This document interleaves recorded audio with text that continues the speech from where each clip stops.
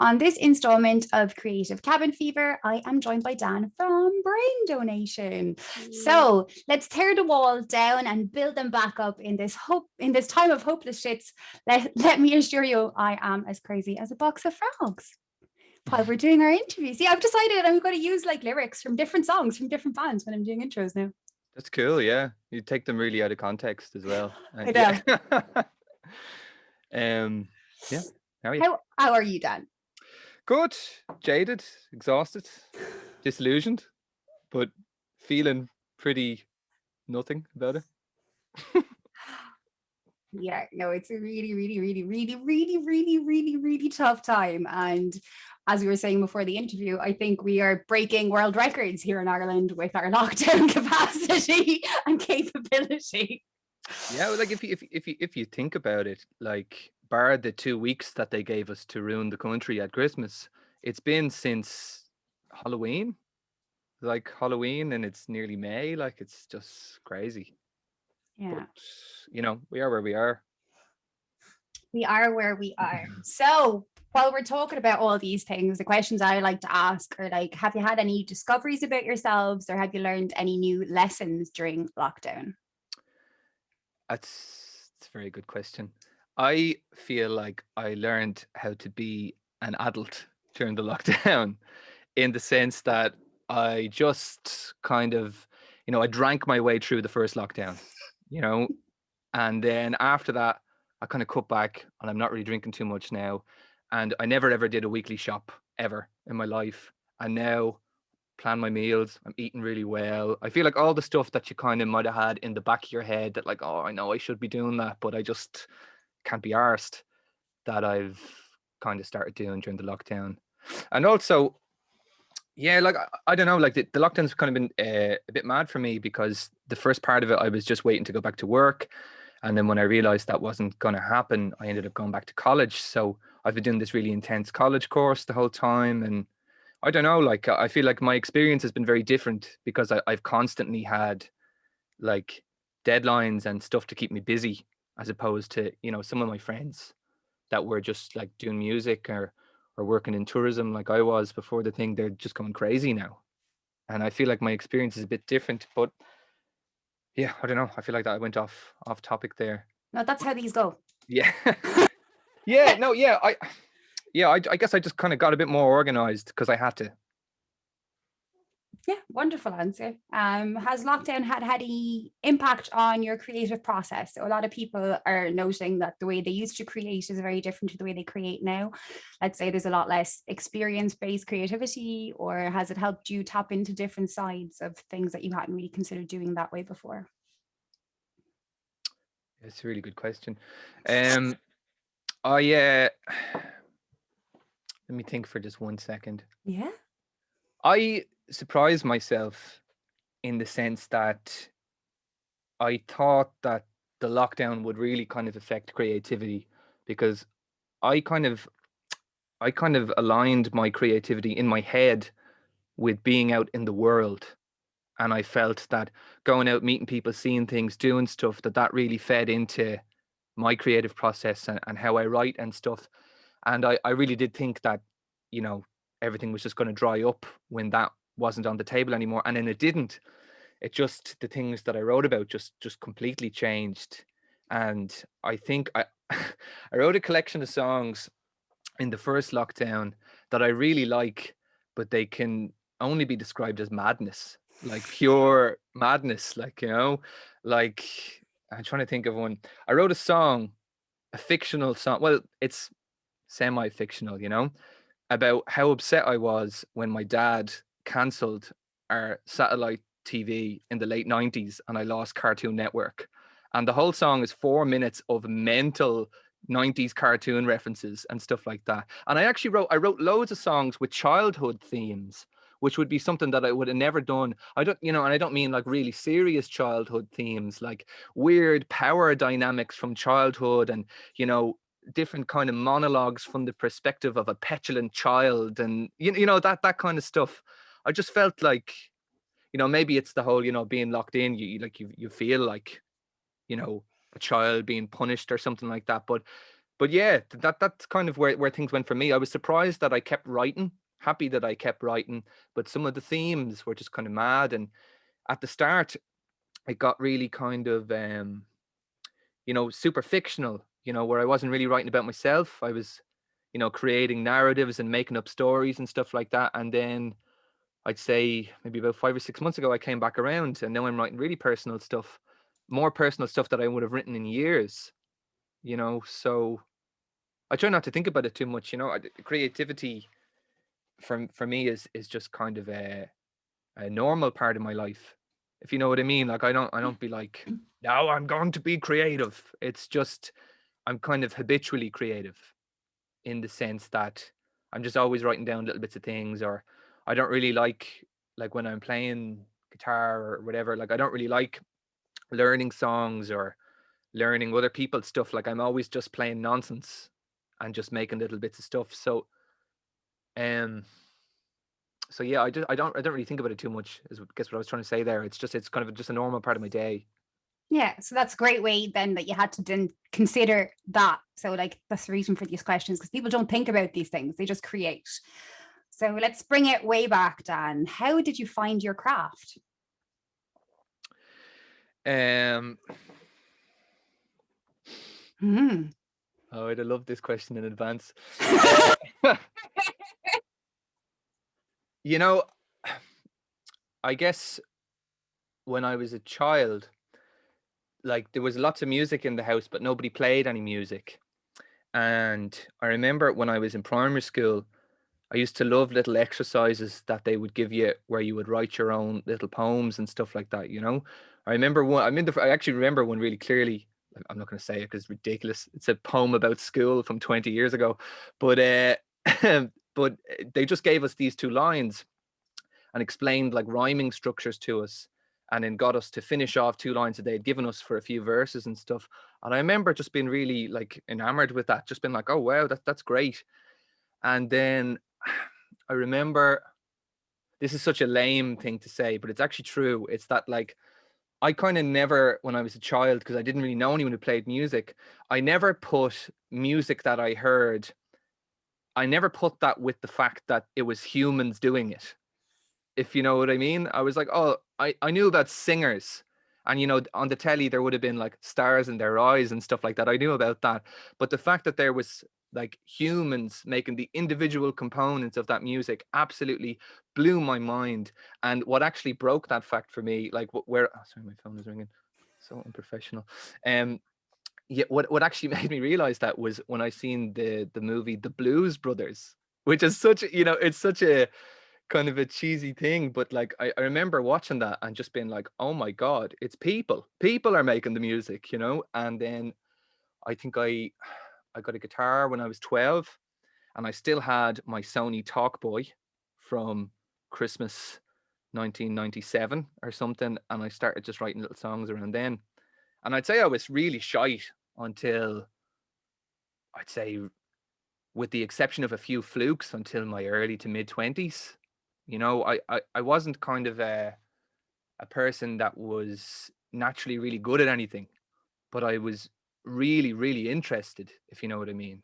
That like some people might pick up guitar and within 2 years they could be fairly good. Like I would say I was shite for the first 5 or 6 years playing. And I think I'm actually only pretty good in the last 2 or 3 years. But I was always very, very interested in it. And I think, the longer you stick at something, you just naturally get better over time. Like even with singing, like I was shitting myself singing, joining like when we put Brain Donation together, because I was always in bands where I was just playing guitar and writing songs for other people to sing. And I listened to some of the early Brain Donation recordings, and I listen to my voice and I'm just like, oh whoa, like it's just so undeveloped. I can tell like notes that I wouldn't consider high notes now, they're so strained, and I'm not projecting my voice at all. And I did do a few lessons over the years, like one-off lessons, just looking for tips off people that I respected and wanted some advice off. But I never really put in hard work. I just kept doing it. And 6 years later, I can look at what I did then and what I do now and go, whoa, I got a lot better. I actually seen I seen an interview with Billy Connolly a while ago, or no, it wasn't. Well, it wasn't an interview, but it was on the Adam Buxton podcast. Do you listen to the Adam Buxton podcast? Oh my god, it's amazing. But Billy Connolly, he was saying that when he stopped drinking, he found himself very bored when he was on tour. He didn't really know what to do in the evenings. And one evening he went and he bought himself a load of kind of uh, sorry, he bought himself a load of kind of paper and like charcoal pencils and stuff like that. And he started drawing, and he drew for the whole tour. And he said they were all crap.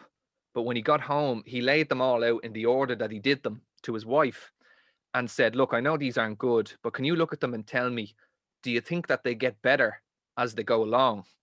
And they both agreed that they did. And so he kept doing it.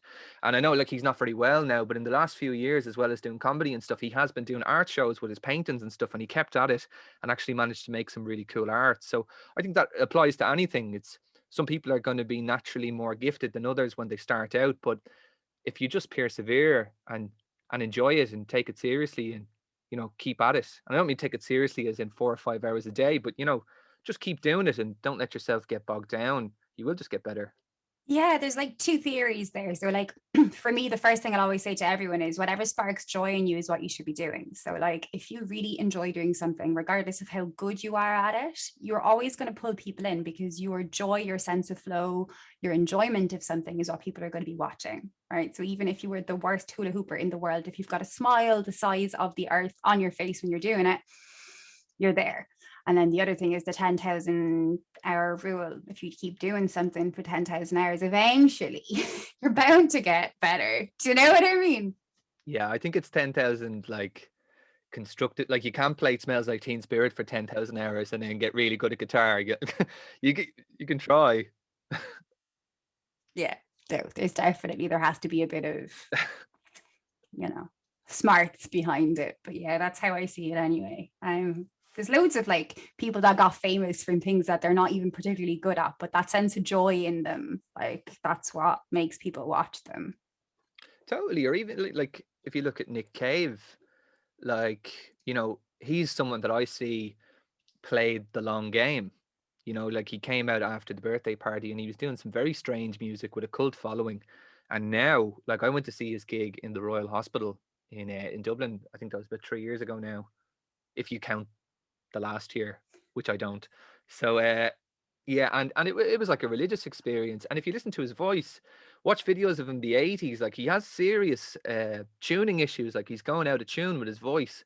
And you hear him now and they're not there, you know? And that's just a guy that over his lifetime, he has just been so dedicated to songwriting and storytelling. Like, you know, he's written some really good books and stuff. And, you know, his talent has just like consolidated over the years. And I think that's just how it works. Yeah, I agree. And then that brings us on to the next question. So it would be gig memories. We've already had the Nick Cave one, which is wonderful. But do you have any great gig memories, terrible gig memories, gigs you've either worked at with yourself and your bands that you've been in, or gigs that you've attended and enjoyed so much, or gigs that you've absolutely detested? Um, I detest the gig, and not one that I played, is that myself and Ollie, the drummer in Brain Nation, we got free tickets to go see James Taylor in the Tree Arena. Now, neither of us being James Taylor fans, but we were like, oh yeah, a gig, whatever, we'll have pints, it'll be grand. And it was just hell in a cell. I just could not get into it. And I don't know. Anyway, we left after about 5 songs, which I've never done before, ever. But I just like, I actually can't. I can't hack this. But yeah, I mean, I don't have a particular place, a particular gig that I've hated playing, or maybe I do. I hate anywhere, and the lads are the same. We hate anywhere where we go in and the stage is on the floor. We think it makes a weird dynamic for a gig. And we did a lot of gigs in Slovakia about 4 years ago, and there's no smoking ban there. So any place that we played where the stage is on the floor, there's just these lads that are this close to your face, just like blowing fags. And yeah, I really, really didn't like that. Who It's needs not a great. smoke machine? Yeah, totally. Like, yeah, just having cigarettes just blown into your face when you're trying to sing and all in essentially a dungeon in Eastern Europe is not brilliant. But favorite gigs, I mean, favorite gigs that I've attended, I've a few. I've three that immediately come to mind, and one of them obviously is like my first gig, and I was, I think, 12 at the time, and my cousins, I had two older cousins, and they took me to see Incubus playing in the Point, and I could barely see, but they came out, and it was on that. Do you know Incubus?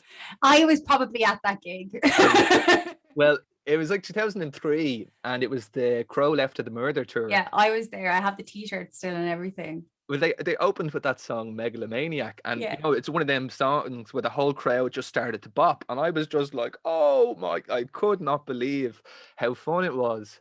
And that's a really good memory. I think that was a really good first gig. A Do you lot of, remember that drum solo? Like in the middle, like they just stopped to play drum bass together. Like it was just I don't know. I don't remember that. Like so I cool. remember that song, maybe two other songs, and I just really remember the feeling and the excitement of it. A lot of people's first gigs are going to see Westlife with their parents when they're 7. So I'm actually happy that I managed to hold out and go to one that I can stand behind as a 29-year-old man. But and then two other ones. I went to see Blur playing in the Royal Hospital in 2014, and they played on my birthday, and it was just an amazing gig. Like it was the only gig they did that year, and it was their first gig back playing with Graham Coxon, so it was just absolute like electric. It was amazing.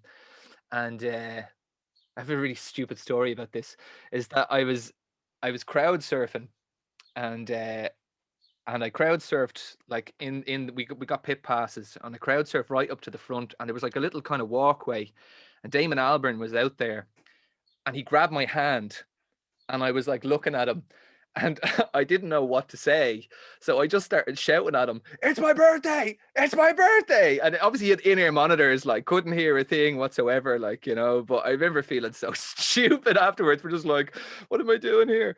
But yeah, that was a really good one. And then the Nick Cave one I already mentioned, that's one of my favorite gigs I've ever been to. Like it was just insane. It was so good. And Yeah. favorite gigs played is a hard one. I mean, if they go well, they're all great. You know, um, we've played a lot of gigs in Dublin for this crowd called Foad. Do you know Foad Records, FOAD? You know the band Paranoid Visions? Yeah. Yeah. So it's the guys from Paranoid Visions. They run these kind of punk and kind of heavier music gigs up in Dublin. And we've kind of been playing gigs with them for maybe about three years, maybe a bit longer or something.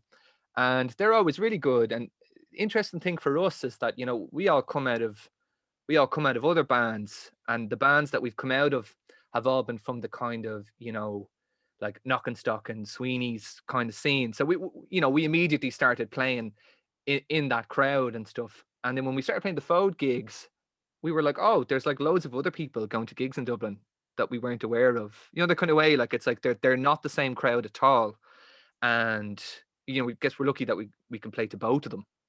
But just finding this whole other set of people that are really enthusiastic and that were eager for new bands coming in. We did that first Foad gig and it went so well that we were booked for like 5 more straight away. So that was really, really cool. And all them gigs have been really, really good for us. Amazing. Yeah. No, I know about Paranoid Vision, but I had never, ever, ever, ever heard of the Foad gigs. So Yeah. that's a new one to me. So then we were going to talk about venues that you love and venues you abhor and memories of venues. Yeah, I mean, this is such an obvious one. I mean, I love Whelan's, and I love Whelan's. The main room's cool, but I actually really love Whelan's upstairs, especially since they moved that weird pillar. I just think it's a really, really nice size room, and yeah, I just have a lot of good memories from that room. Bad venues. It's not a good time to be talking down venues. We can just ignore that. Some people are mad to bash venues. I'm okay with that. But this is your interview, Dan. So it's whatever you want it to be. Whelan's is a great venue. And obviously, like being from the Sweeney's crowd and all that makes sense. Yeah, it feels like home.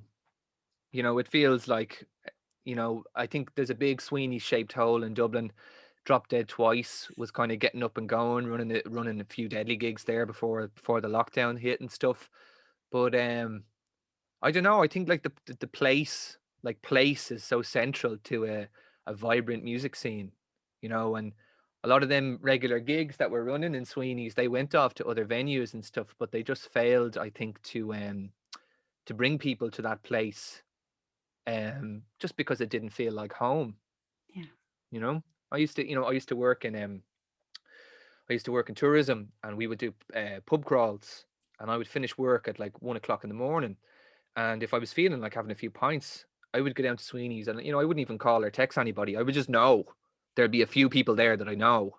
And I don't really have that for many other places, and to a degree, I have it in Whelan's. So yeah, I would have to say that, but I feel like it's a lazy answer because there's loads of other venues. We did a single launch in 2019 and On Shut, and that was a class gig. It was really good, and I love that pub. Um, yeah, but it's not like a typical venue. They have that space, but they're not putting on regular band gigs. Well, they're not putting on that now. But, Nobody is. Absolutely nobody is. It's wonderful. No, it's just like. Okay, so you have a new album coming out called Movies, and you recently released Hopeless Shit. You have beautiful, beautiful merch for sale. We should just tell everyone they can buy it. please buy it, please.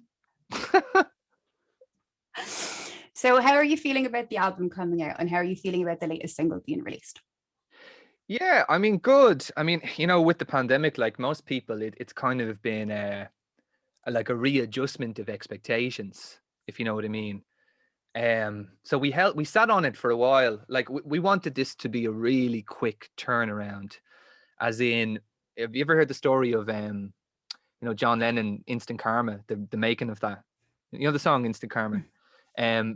He wrote it one day. Like the Beatles used to spend months and months on stuff, and he wanted to do something that was the opposite of that. So he wrote it one day, recorded it the next day, and it was released 2 days later. It was like it set a record for the quickest turnaround of a song at the time. And we wanted to we recorded all the music in 3 days. We did the vocals over, say, about 2 weeks, because you have to take breaks and stuff like that. And then we wanted to just start putting singles out with the hope to have the album out summer 2020. And we had loads of gigs lined up that were going to pay for PR and videos and all this sort of stuff. And then it just kind of became inviable or unviable. And then we sat on it for a year just trying to think, right, maybe it'll open up. Maybe it'll open up early 2021. Maybe this will happen and stuff. And then it just kind of just got to the stage where we were like, fuck it, let's just put it out. Last summer, there was a sunny day, and a few of us were down, like when you could meet people. A few of us were down at Sandymount Strand, and a lot of the guys from Vern and Jane were there. I was talking to Emily about it, and I was telling her that I'm kind of, hemming and hawing about it. And she just turned to me and she was like, is it the last album you're ever going to do? And I was like, well, no. And she was like, then why do you care? I was like, yeah, it's really, really good advice. And so, yeah, we've just been getting it together, trying to figure out what to do. And we'll just kind of go for it, doing a self-release, just doing the best we can. We've got 2 singles out now, and we've got another one coming out in 5 weeks that we actually really haven't started plugging yet. But there's another, you've heard the album. So yeah, so we're doing like the opening track, Cruella de Vil. That's going to be the next single. And then the album comes out in June. Like, we're feeling good about it. Like, but we're more thinking of it now as this is something for us. If you know what I mean, that, we were lining up, we were talking with, PR companies and trying to get something and be like, oh, we'll do a big push on this. And after a year sitting on it, we're like, let's just do it for us. We're happy with it, proud of it, put it out, do a gig when we can, and then just start working on something else. We've got 2 releases for after this as well, actually, because we went in and we did 18 songs in 3 days, and we were happy with all of them, but we decided we just wanted to do an album of the 10 that we felt were like the strongest. And our our measure for what was the strongest songs is kind of funny. I'll say that in a second, but we have 8 songs there that we're still pretty happy with. And the album is The Movie, because we were like, oh, it's our first feature length offering thing.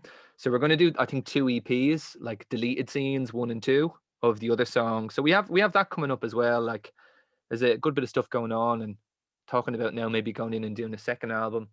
But the measure for what songs went on the album is actually, like, thinking back on it now, it seemed so logical at the time, but it's kind of funny, is that we when we had finished tracking all of them, we just listened to them, and the three of us stood up in the room, and whatever one got us to get kind of a little shoulder thing like that going, it was like, that goes on the album.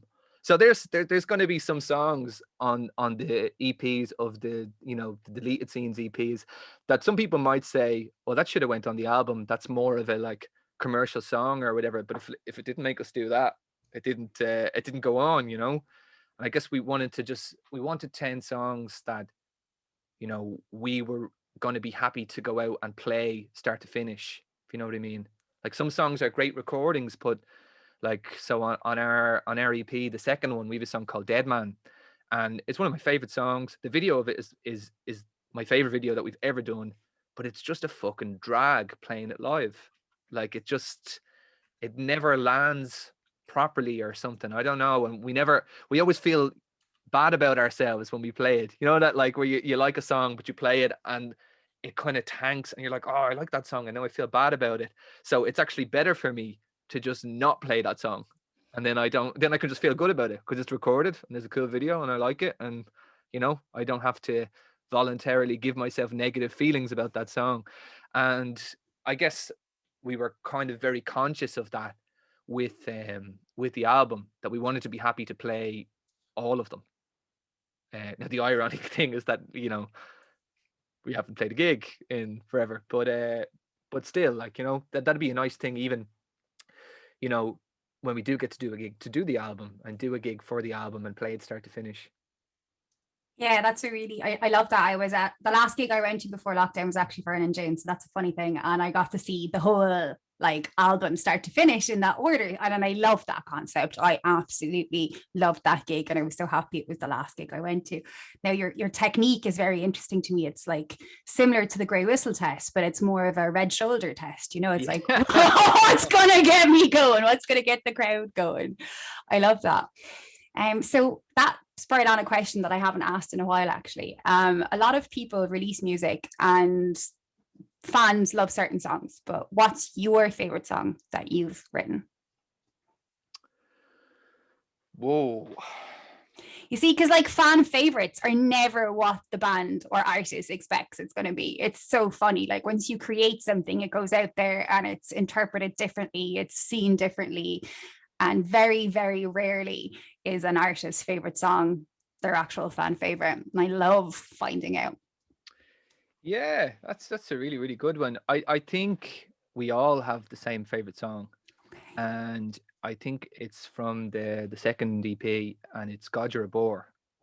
And yeah, I just think it was a really tough one to get together for us. Like, you know, like we tend not to work too hard on songs. As in, I mean, like, if we've been jamming it for maybe 2 weeks or something and it's not working, we just move on and do something else. Like, we might come back to it.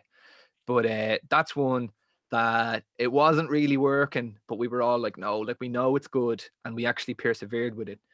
Um, and it's always really, really good fun. Like, I love playing that song, and that's like from a playing perspective. But, you know, we're doing a thing at the moment now where I'm putting together like a compilation album of the two EPs and the two singles that we've done to put online before the album comes out. Did you ever see, you know, Courtney Barnett? Yeah. She had that Split C EP thing, which was all her. Like, I got the idea from her, and I just think it makes sense because, like, the format with Spotify and other platforms like that is that singles and EPs go at the bottom. So already now we've released two singles from this album. We're going to release another one, and so our EPs, which aren't single songs, they're bodies of work, are buried at the bottom and tucked away. So we're going to just make an album with the two EPs and the two singles and put that up. And so I've been doing a bit of work on that, just because, you know, they were done a few years apart, and like, I wouldn't stand behind the mixes on the first EP now personally, so I'm kind of revising them, and we're going to put up an updated version of them, mix wise. And I've been listening to them, and the Wigs single that we did in 2016, you know, when you release songs, you eventually kind of get sick of them. you know, not even from playing them, but like because you have to promote them and talk about them and make videos for them, and you know, you just kind of get a bit sick of them. And that's one that the single was like 5 years ago, you know, so we don't necessarily always play it now, you know, but I was listening to the multi tracks of it the other day, just having a look at like doing little tweaks, and I was like, this is actually one of the best things that we ever did, you know. And I don't think of it like that when I'm playing it or or when we're doing a set list. I wouldn't be like, definitely do Wigs, definitely do. But like listening back to something like that, I'm like, wow. And it's kind of, maybe it's a very different song. It's a whole other direction the band could have gone in, but it's kind of a one off. Like that single came from like a failed second EP that didn't really work out. Like we went into studio and we did 5 songs, and 4 of them turned out really, really badly. But but the 5th one was Wigs, and it's great. And so I guess we were like, let's put up the single and let's go back to the drawing board. And then we started working on what would be like the second one EP. That's deadly. Like it is such a hard time to release, isn't it? Like, because all the algorithms are like so hard to comprehend. Everything is so different. You're right, you're not using gigs and stuff, but it's also the best time to release at the same time because people are listening to more music than they ever had before. So it's so complicated. Like, Yeah, I mean, releasing is one thing. It's so hard to promote, you know. And you know, we got I can't sponsor anything on Instagram right now because I tried to sponsor the announcement for the single, and because it had shit in the title, they blocked me. And they won't I've tried to get onto them and all, and they won't unblock me unless I have a verified account. But you can't get a verified account unless you've got 10,000 followers. So I'm just totally locked out of it. I don't know what to do.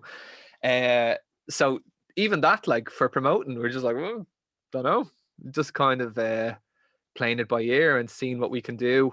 Word of mouth, doing a lot more sharing from, say, like my personal social media pages than I normally would. But yeah, yeah, I got in trouble twice in the last few months as well. I did an interview where I was smoking with one of my heroes, like Joe Cardamon from the Icarus line. I have loved that man my whole life, and all we do is smoke cigarettes. But it turns out you can't smoke cigarettes on Instagram or Facebook, or you get a sanction. oh my God. And then I do live gaming streaming with my son. My son is 4 years old, and he decided to take off his Hugh Hefner, which is his bathrobe, in the middle of a live stream. And I stuck a sticker on the parts that were being exposed, and they still barred me for child nudity. Like, you could see nothing. But it was what they were saying, it was like suggestive nudity or whatever. Yeah. Yeah, yeah.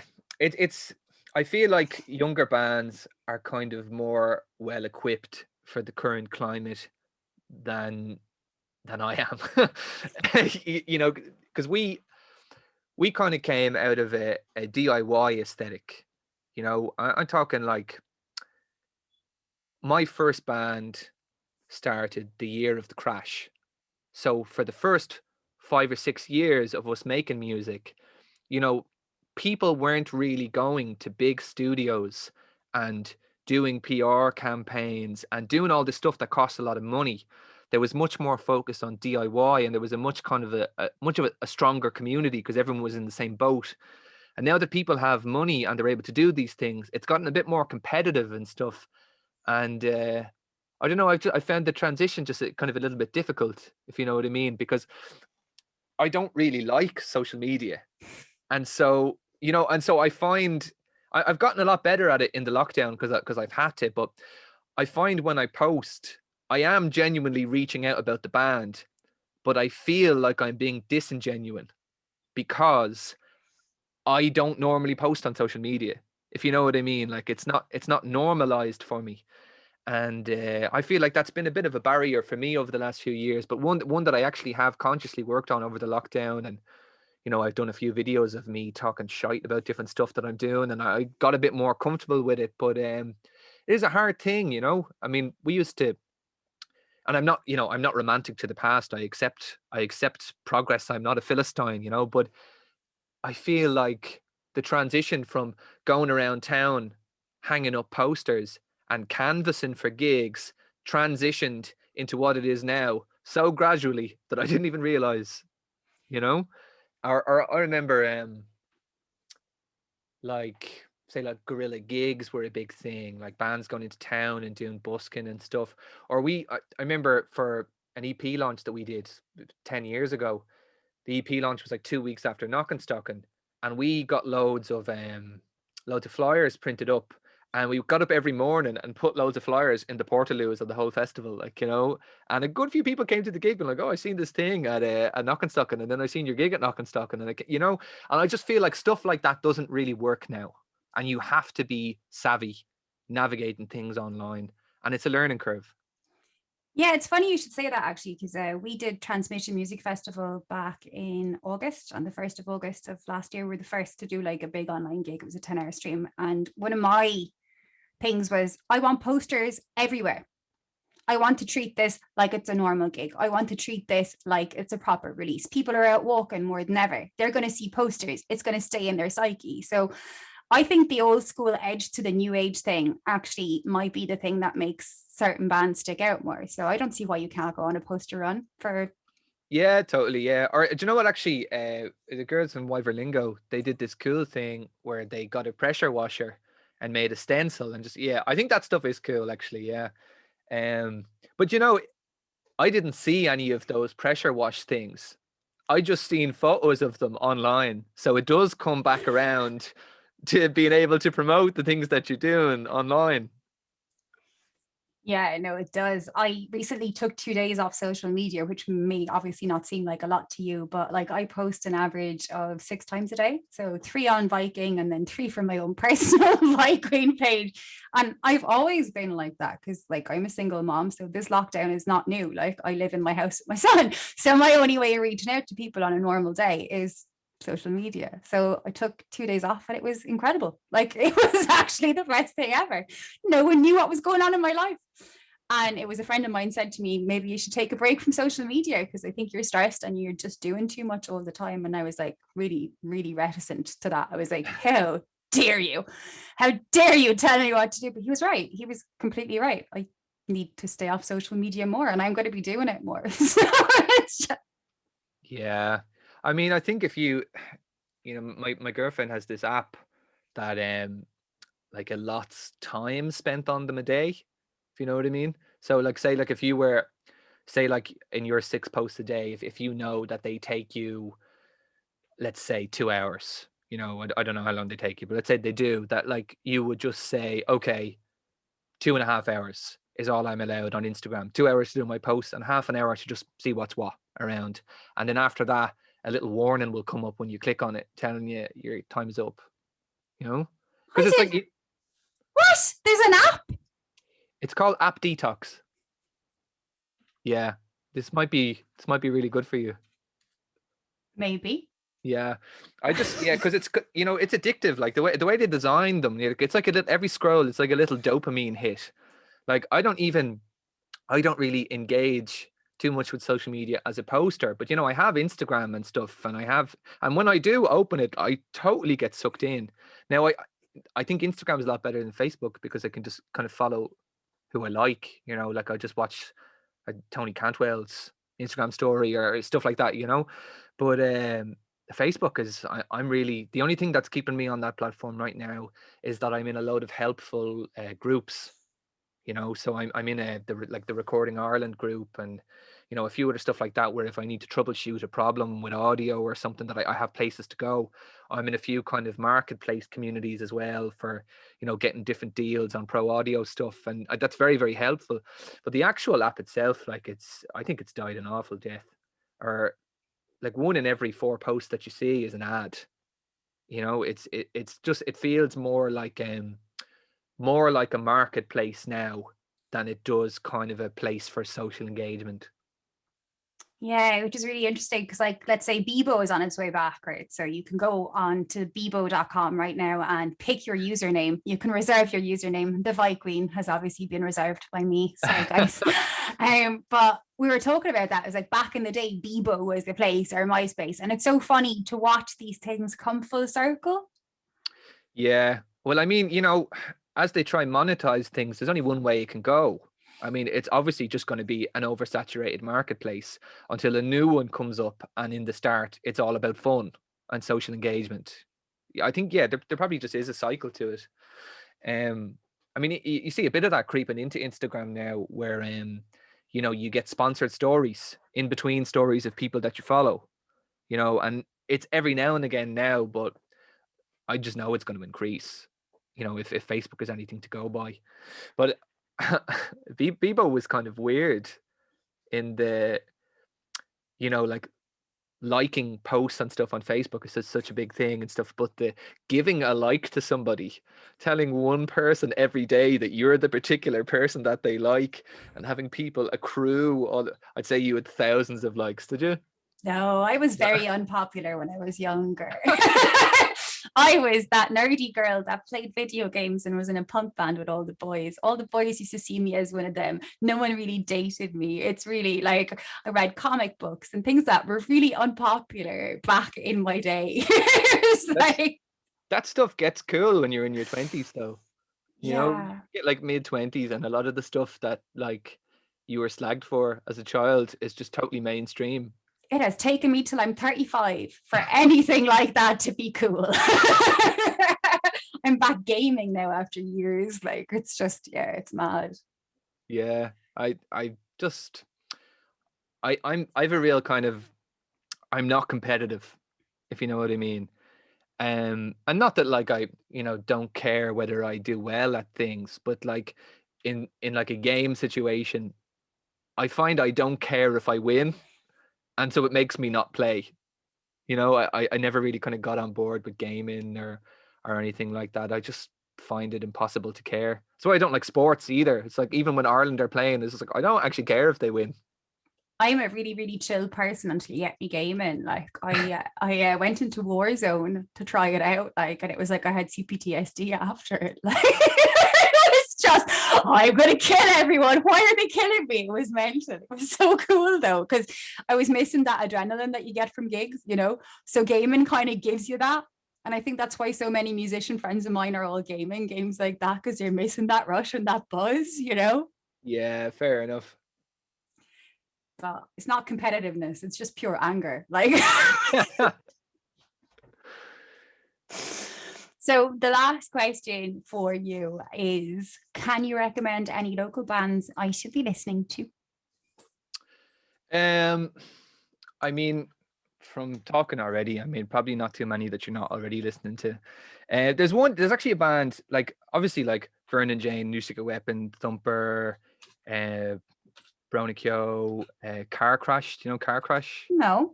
Oh, they're really cool. They released an album last year. Yeah, they'd be all bands I would recommend checking out. And there's this one band that I stumbled upon recently, and I'd never heard of them before. And I thought they were, well, I thought this one song was class. They've only 2 songs up, you know, but they're from Kildare. They're called In the Space Between, and they have this song called If Love's So Easy.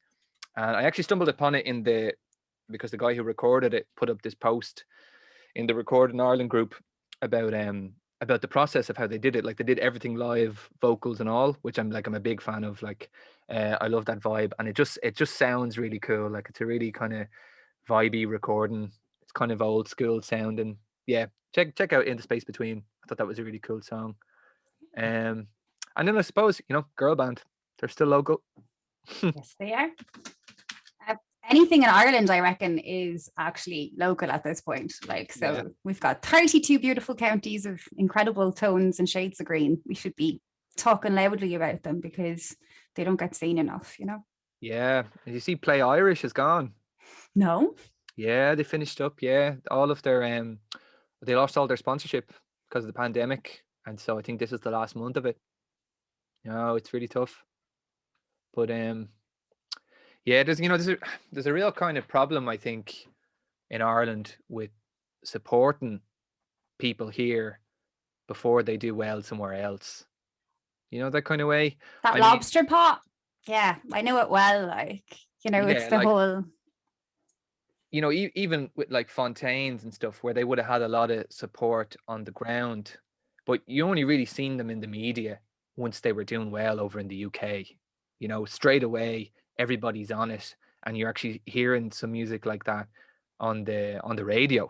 You know, which I don't know what it's like in Waterford, but the radio in Dublin is just such contrived shit. Like I listen exclusively to either talk radio, which infuriates me, or I go between Lyric FM and Dublin City FM. Dublin City FM, it's kind of like a local thing. Like it's not a commercial radio station, so they play lots of cool music from like the 40s and 50s, you know, kind of big band stuff, and they play lots of like old blues and like soul stuff from like Chess and Motown, and you know, it's a cool station. And then I just listen to Lyric for all the jazz and stuff. But like anything that's playing rock or pop or anything like that, I can't stand it. Or do you know what? I won't badmouth venues, but I will badmouth radio stations. Um, I was listening to Radio Nova in the car the other day there, right? And it was the 40th anniversary of the Plastic Ono Band album, which is like the first John Lennon solo album, I think. But it's a really really cool album, but there's not really any hits on it, you know. So like the most famous song on it would be like Cold Turkey or Working Class Hero, neither of which were big hits, you know. And so the radio DJ is like, it's the 40th anniversary of the Plastic Ono Band. And he's like saying all these facts about it, like, you know, and he's really like talking it up. And he's like, and to celebrate that, we're going to play some John Lennon. And then he plays Imagine. And it's like, well, you couldn't play, like your programming, your commercial programming wouldn't allow you to play one song from this album that you've just spent 2 minutes talking about. Like, it's infuriating.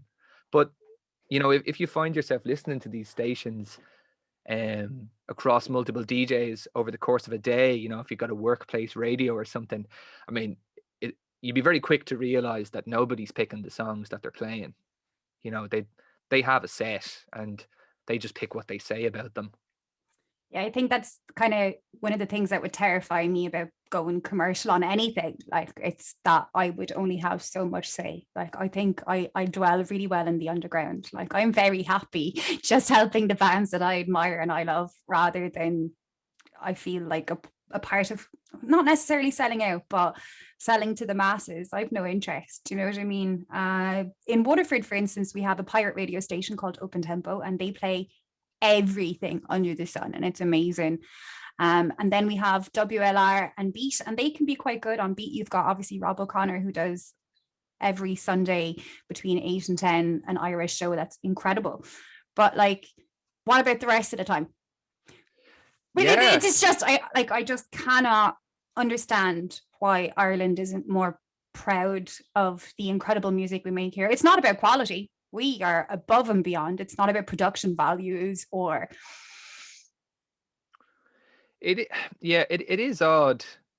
And, you know, you think of like what actually happens on the underground, like say, you know, bands that would be headlining mid-sized festivals from Ireland and they're not on the radio.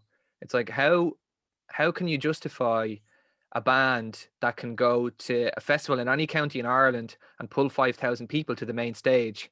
How can you justify not playing them on the radio? Like, yeah, they're not, you know, they're not as big as like the big commercial artists, but they can be if you play them. You know, like talking about like small festivals and stuff to people that don't really go to them and wouldn't really know any of the bands, and they can't understand why you're going and paying because they've never heard of anybody that's playing. And it's like, no, these are actually really big. You know, there's going to be thousands of people at this, you know, as if like, you know, say like a band you like from a different country might come and play Vicar Street, you know, there'd be a bigger crowd than that at these things, but they're just not getting the recognition in the media. No, it's like, it's just very disheartening, I imagine, as an artist, to just feel like I'd like to say that it's even a genre specific thing, but it doesn't seem to be, like, because there's incredible Irish pop.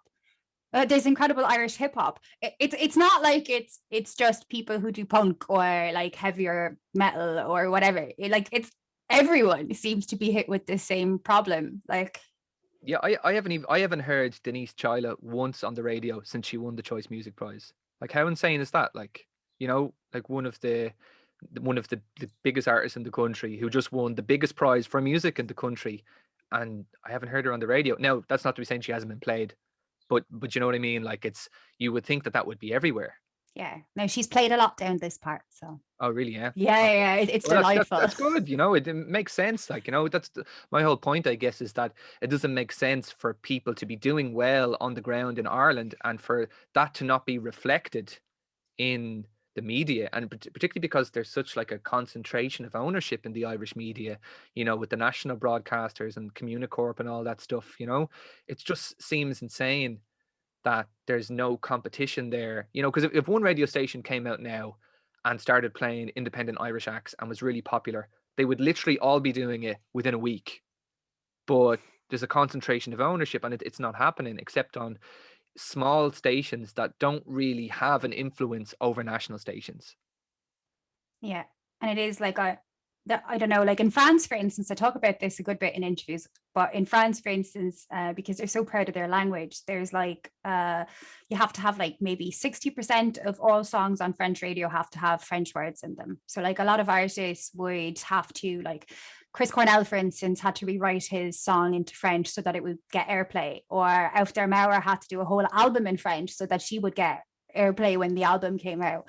Like, and what that does is it forces people to kind of be smart about how they get their songs on the radio. Or like I work closely with a French artist called Roman Gome, and he has never ever released a French album, and then this year he's talking about doing it because it actually might get him some radio play. Like, do you know what I mean? Because he's always just sang in English. But that's interesting to me. So I always wondered why we don't have a more kind of national pride that forces us to, like, I mean, even 30% Irish artists. I'm not asking, like, just make sure that there is at least 30% radio play of Irish artists on every radio station in the country, because we're paying for our TV license, which is a broadcasting license. Like, so why is that money not going back directly to source? Like, And also, especially in the last year with all the bursaries and grants, I mean, you're paying these artists to make this music. Why wouldn't you bring in a law that means that you might not have to pay them to make it the next time around? You know? yeah, teach a man to fish. Do you know what I mean? Yeah, totally. Yeah, it's just, I don't know. There's so much wrong with it. You kind of get a bit defeatist. You know, I like eat like unless there was like an alternative rock station. I mean, I'm really kind of voicing these concerns for other artists that I think should be on the radio. Like, I don't think Hopeless Shit is going to be played on the radio, you know, especially not in Ireland. But Off to the watershed, Dan. but you know, but like it's what I would like to see for myself. I would love to turn on the radio and kind of hear something new that was from here. You know, even just, you know, the radio as a means of finding new music is that's not utilized in Ireland at all. No, and it should be like, it's just, Yeah, because you know, because radio stations, they get songs first, as in before. Say for Hopeless Shit, like we sent that out to the press like 5 weeks before we released it. You know, so and it did actually get played before it was released on the Metal Cell podcast. You know, but like I say watched that actually. Yeah. yeah. I was happy enough. They got a little dig in about the name there, which I'm perfectly fine with. But you know, like if the radio was actually playing half of the Irish singles that they were being sent, you know, and I don't mean, you know, I'm sure they get sent a lot of crap as well, but I mean half of the good ones that they get sent, like people could be discovering this music on the radio before it comes out on Spotify. You know, it just it makes sense to have something in place where, you know, there's a quota, and not a ridiculous quota. I think 30% is totally reasonable. Yeah, I just think, to me that's logic. Like, why I literally believe some days I could fix the world if anyone had listened to me. Like, you know what I mean? But yeah, that was great. Like, I love that the Metal Cell podcast do that. Like, I love that they bring everyone on and they have a panel of people to listen to the songs. And I have to say, I agree. I think it's very New Secret Weapony. You Yeah, know, like I'll there's no denying it. Like, I'll take that. You know, I'm good friends with the guys, and I love that first album. It's one of my favorite albums. They Yeah, it's the riff. I know the riff that makes it sound like Music Weapon. I knew that the second I wrote it, but I was like, I don't care. I'm going to do it anyway.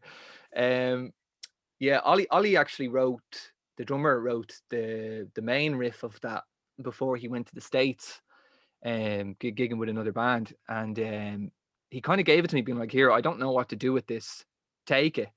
And I was like, that's a mental riff. And it could, you know, it doesn't, maybe doesn't sound that mental, but the way you have to position your hand on the fretboard is really unnatural. And I was like, oh, that's mad. And so I made it my mission to write a riff that was crazier than the riff that he had given me to include in the song, you know, and that's where that New Secret Weapon-y kind of thing came from.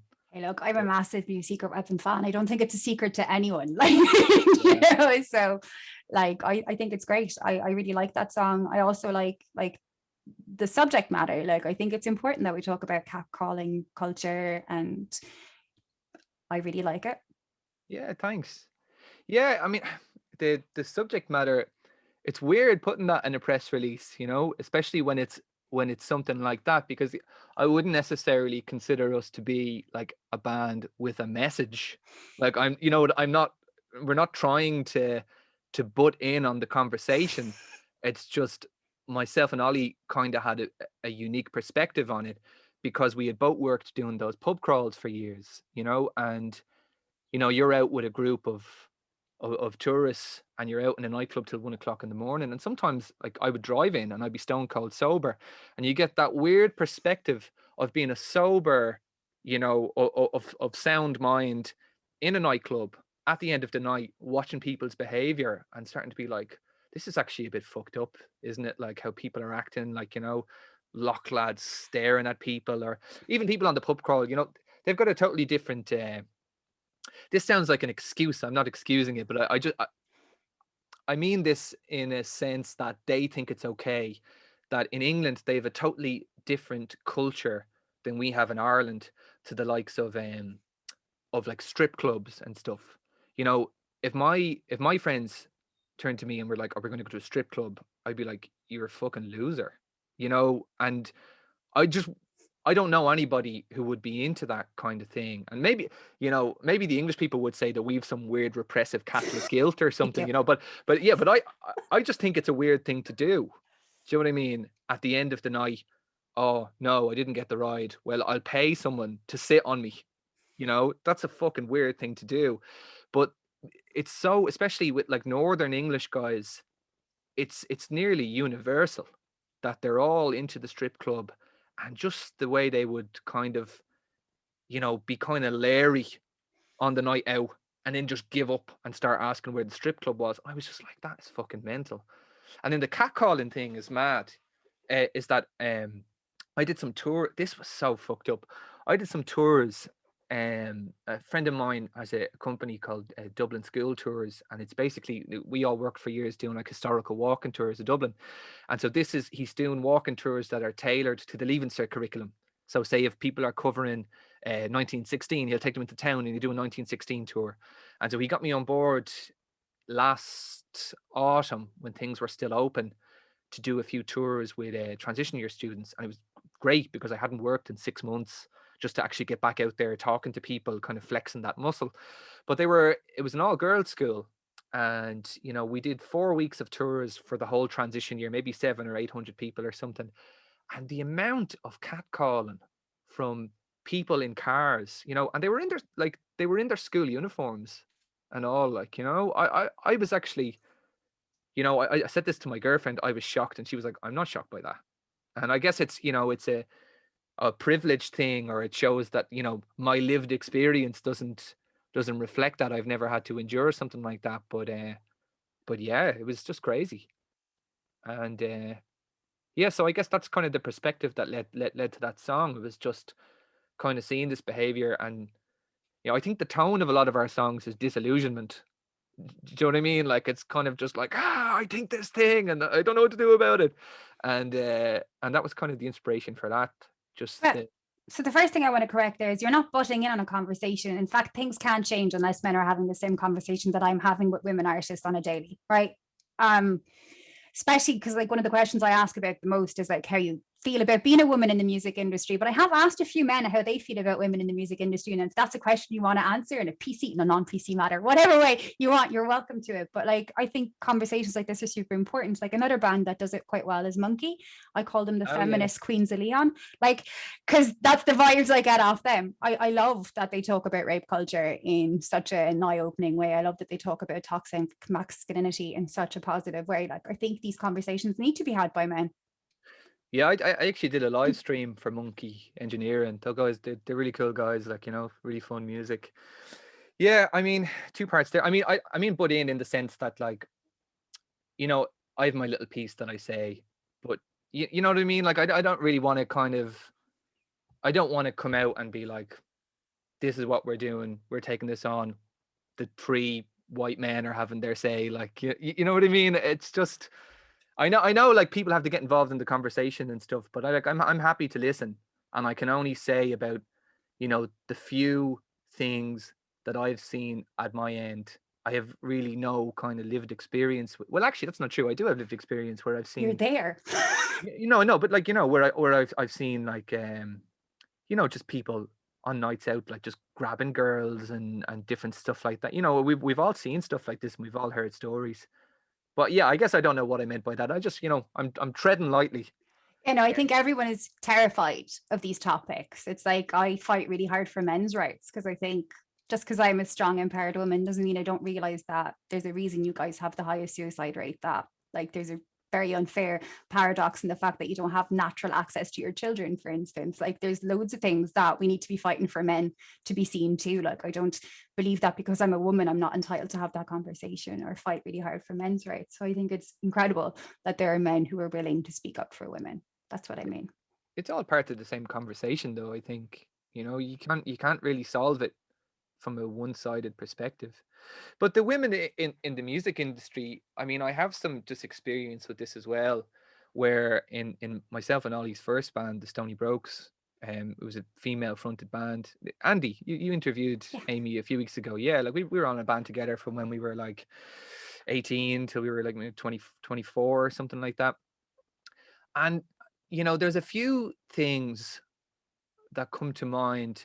Just, I think a lot of the time, female fronted acts that are doing rock music are particularly not respected, in the sense that we had sent, I won't tell you who we sent it to, but we had sent a press pack to a stage at a festival that we thought we were really suited to at the time. A lot of similar bands that we were gigging with had got slots. They were very receptive and stuff. And in our press pack, we had quotes from, you know, like quotes from like other write-ups we had gotten and stuff like that. And one of the quotes was talking about our harmonies. And, you know, it was a heavy enough band, but it was like talking about the harmonies and stuff like that. And we just got back this really short reply being like, basically, oh, we're not looking for that, like, kind of acoustic-y harmony music kind of thing. And frankly, I was like, right, didn't listen to the song, didn't watch the videos, read something about harmonies, seen a girl and said no. And that year, the stage, that particular stage, it was very, very male dominated. And yeah, that's just like an experience I've had, that I did notice a few times things like that happened, where people would presume that because there was a girl in the band that you were doing some kind of delicate music, you know?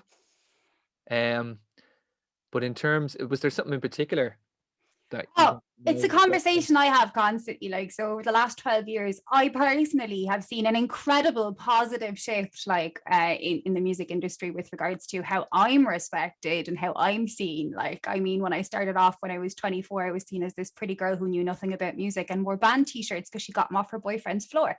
Do you know? Whereas that is entirely not what I am. Like, I probably know more about music than most of the men I've ever dated in my entire life. And all the band tees were always my own. And sometimes they wore them. Do you know what I mean? Yeah. I also had huge issues with men in the industry, like hitting on me, other completely horrific things, just because, oh, well, she's a girl, she must be selling merch. No, actually the promoter, actually the person running the gigs, actually put all this together, do you know? Yeah. Or like at sound checks, if I say something and someone else be like, oh, well, you know, I'm like, no, me? me, whereas that doesn't happen anymore. Like, so for me, things have been changing really positively, but not for everyone. Like, there's loads of girls I talk to who still have similar issues that are not respected just because they're girls and stuff like that. So I always think it's a really interesting conversation, because we are unfortunately in one of the industries that would be a lot more misogynistic in nature, and probably a little bit more behind on the changes that are occurring. So it's always interesting for me to have conversations like this. I think a lot of that, and obviously, like it's a huge issue in society in general, but I think there's like a big element in the media where people in advantageous positions have kind of an inherent interest in just keeping things as they are, and they may not necessarily be thinking about gender politics when they're thinking that. It's like, keep it as it is, and as a result of that, nothing ever changes. Like, say, like, let me think of an example of that. Just like, say, like, if you look at like female representation in like radio DJs, it's much lower, in artists being played and stuff. But even just, I've kind of started a point that I don't know how to finish. It's okay. Redo that. No, let me think it. No, because I have sometimes I just have it's like pancake brain, like I have a thought here, but it's not coming into words the right way. But yeah, like it's a male dominated industry, and it's completely void of mentorship as well, as in there's not really a lot of entry level positions. So anyone who goes into it comes into the people who are already into it, which propels things to remain as they are. I think somehow that was the convoluted point that I was trying to make there. And that's a very fair point. You're right. Like, when you start off, and what you do then within that is completely either led by yourself or luck or like, I don't know. It's, yeah, there is no mentorship, like. Not at all. But even like, you can't even get a mentor. Well, some people get lucky, like there's exceptions to all of this, but in general, like, say, like, because I'm doing like sound engineering as well and recording bands and stuff, and 40 years ago you just would have got a job making tea in a recording studio and built yourself up, like, I you couldn't even, I'm probably too old for that now, but like you couldn't get that now in most cases if you wanted to work for free. Do you know what I mean? I just think there's not really the infrastructure there for it. And I've recorded in loads of studios over the years. I don't know any of them that had an intern or, an apprentice or something like that. It's something that's not really there.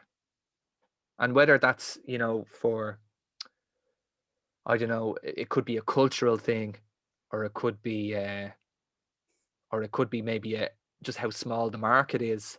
And basically people don't want to train people to do the job that they do because it's already so cutthroat. Yeah, I think there's probably a lot of that. Like, I mean, when I would have started off, I actually was an intern. So maybe I'm an exception. But the only reason I was an intern is because he needed someone else to do the work for free, which is great because I learned so much. But, I was delighted and it was brilliant. But yeah, because I was a woman, like, I remember I had an interview with Emer a few months back, and she was talking about this great gig she did, and everyone there was like, oh, I would have loved to be here 40 years ago. And she was like, I wouldn't. I would have been here making tea for everybody, because things are, you know what I mean? Because women just weren't the ones that were going to be, like, very few women were the ones who were going to be playing or creating music, or like, she's a wonderful producer, she does everything herself. It's just opportunities like that wouldn't have been there. And like, we do have musical colleges as well that do teach you a lot, like, and there's ways of networking and stuff. But yeah, it's yeah, once you're in it, you're in it, like, and then it's kind of everyone for themselves, or you make the good friends that help you and you help each other. Yeah. Look, it's tough. It's renownedly a very hard industry to be in, and everyone just has to kind of make some sort of peace with that, and then maybe try do better yourself.